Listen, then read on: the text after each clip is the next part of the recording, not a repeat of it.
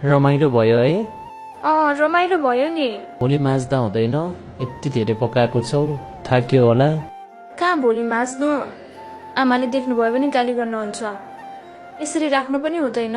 त्यसो भए छोड, म माझिदिन्छु, तिमी थाकिसक्यौ। थपक्क गएर सुत्नुहोस्, अहिले आमाले देख्नुभयो भने अनि थाहा हुन्छ।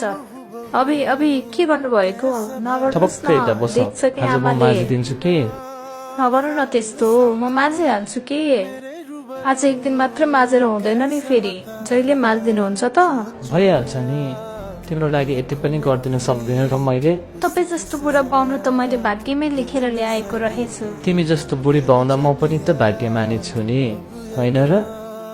तल राख्नुहोस् न भनेको मलाई, अहिले कसैले देख्छ कि फेरि। हामी सबै काम मिलेर गर्नुपर्छ, म तिमीलाई कहिले एक्लै गर्न दिँदिन। म पनि तपाईँलाई हरेक कुरामा साथ दिनेछु। भोलि पनि पाहुनाहरू टन्नै आउँदैछन् नि। के भयो त, सबै काम मिलेर गरौँला नि। भोलि त झन् म सबै भाँडा माझिदिन्छु, खाना पनि पकाइदिउँला।